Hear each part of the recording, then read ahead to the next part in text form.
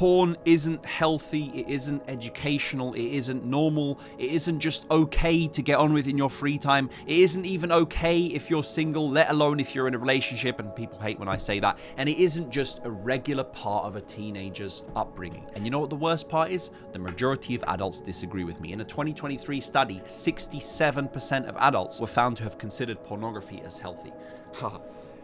Let me make this very simple. Just imagine for a second, if somebody filled the music industry and films with gang violence and postcode war propaganda and targeted ads for these towards particular demographics of young people. Imagine being surprised when they start stabbing each other in the street and laughing about it as if it's just a way of life. Just imagine. Listen to this little clip right here, and I'm going to wrap this video up very simply afterwards, and I'm going to join how the devil I got from porn to gang violence. It's like this. I was on rap stages rapping about, you know, violence and guns. You know that we get paid to rap about that stuff. They actually pay us more when we rap about more ignorant stuff. So they get paid more to manipulate the minds of the youth into violence, ignorance, and degeneracy. So if I say that young boys are much more likely, through cyclical subconscious programming and conditioning, to get involved in gang violence and crime because their ears and eyes are being filled with it for a substantial amount of it throughout their upbringing, we can also say that young men are also much more likely, through cyclical subconscious programming and conditioning, to commit sexual acts of violence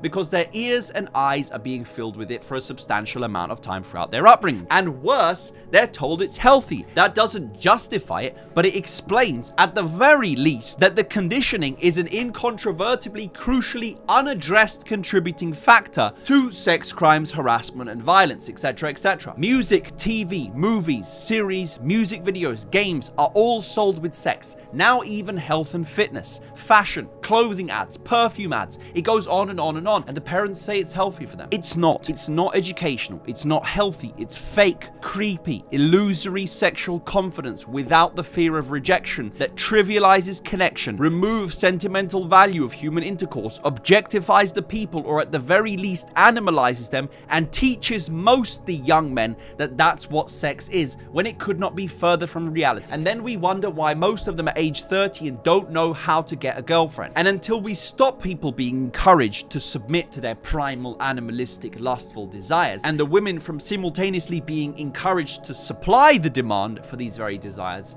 do not expect any societal improvement. Now, if you're someone who wants to start improving your life, unwinding from this constant subconscious programming being inflicted on you from every possible angle, you need to read my book. Start mastering everything that goes on between your ears. You can get yourself a copy from the link in my bio.